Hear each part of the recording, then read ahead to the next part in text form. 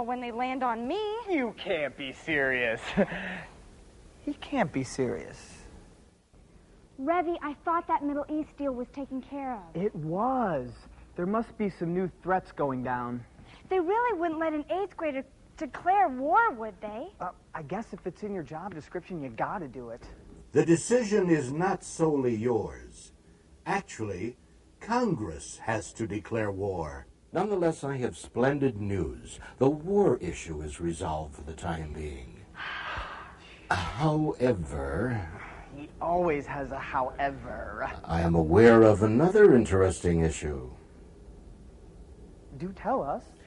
2 14-year-olds want to get married. The state they live in, Ohio, says they cannot without parental consent. Would you approve?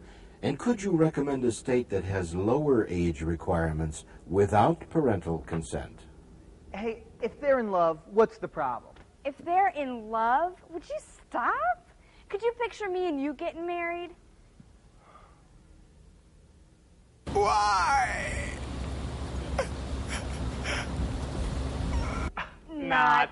Thank you. 8th graders can't go around getting married. But you, Madam President, and you, Mr. Vice President, have really no say in the matter. It is a state issue, and marriage and divorce are solely the power of the state. The division of powers between the state and national government is called federalism. I suggest you find out which powers are yours and which are not, as Ravi puts it, in the federal job description. Why? And how long am I going to be here to have to know this stuff? I've got to finish the 8th grade, you know. Hey, maybe we need to know this stuff for the 8th grade. I guess we ought to look up federalism on Mad Dog. I'm not doing nothing till I get a chocolate shake. Me neither. 2 chocolate shakes, please.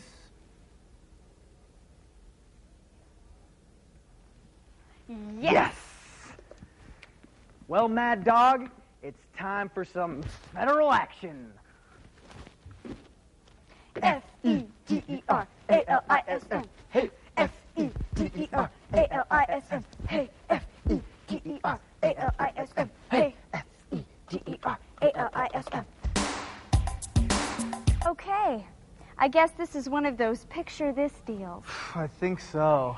It all starts with the 10th Amendment of the Constitution. It basically says that any power not given to the U.S. federal government by the Constitution is reserved or kept for the states. Well, that way the federal government can't become too powerful. Well, these Constitution guys were really on the ball, especially because they didn't have much experience with democratic governments. I can't quite picture what these reserved powers would be. You said the magic word. Picture this. Each state has a reserved power to regulate education, like setting minimum teacher standards and coming up with statewide proficiency tests. The states also grant licenses, like marriage, dog, hunting, fishing, driving. I wish driving was in the president's office. I'd lower it to 14. Wouldn't that be great? Well, the states also provide police and fire protection and regulate the sale of property within the state, like making zoning laws that tell you where you can put industry and where you can put neighborhoods. These laws could be different from state to state. I wonder if there is a state where 8th graders can get married. Would you stop? Jeez. Let's see what powers the Constitution gave the federal government. We got about as much of the power to declare war as I want to be involved in. That makes 2 of us. The powers the Constitution grants exclusively to the federal government are called delegated powers. Here's one I can really be happy with. Issuing money. We get to do that? That could be fun. So could negotiating treaties. That would come in handy with my parents. Let's see, it's the federal's job to regulate interstate and foreign trade, like the laws that have to do with the railroads or trucking toxic waste. And if you need a stamp, the feds establish the post offices. It's hard to believe they divide the power so cleanly. At my house, there's always a power struggle between my mom and dad, between my dad and grandpa, me and everybody. Wouldn't it be great if all of us had a family constitution? Of course, Article 6 of the Constitution says, If there's a conflict between the laws of the U.S. and the laws of individual states, it's the laws of the U.S. that must be followed. Article 6 would apply to voting. The states said that women couldn't vote, so United States law overrode the states with the 19th Amendment to the Constitution, giving women the right to vote. The 24th Amendment is another time that the federal government overrode state law by getting rid of the voting poll tax. The feds superseded state law when they set the driving speed limit at 55. Good thing the Constitution made it clear that when there's a conflict between state and federal government, that it's the laws of the United States that must be followed. Just like at my home, my parents made it clear that should a conflict arise between me and my parents, the laws of my parents must be followed. Same goes at my house. You know, a lot of power sharing goes on between the state and federal government, called concurrent powers.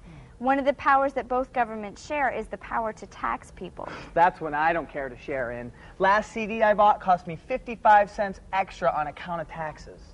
Ooh, if you don't pay your taxes, though, both governments can decide punishments. The tax money they do get, each can divvy out and spend as they see fit. Both state and federal governments have the power to borrow money.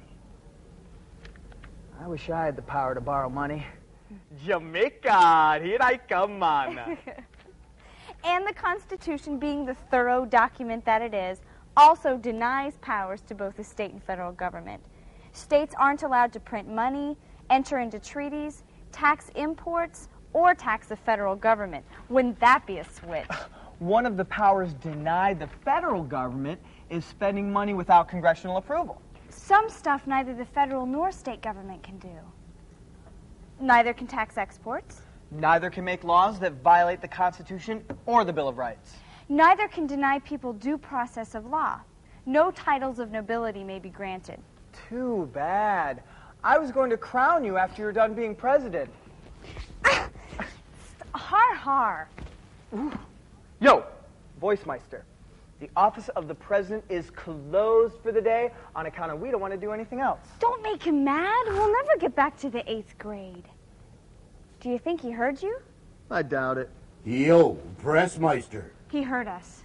Now that you have a better understanding of the powers that be, you can run your office more effectively. You see that postcard on your desk? What postcard? Oh, excuse me. That one. White House 20500. That must be me. Flip it over.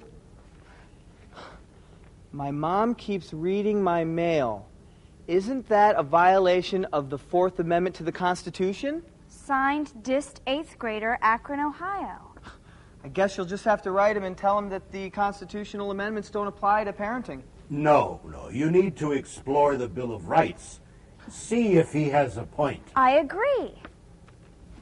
Did I just agree with him? Can we vote on that? No. Okay.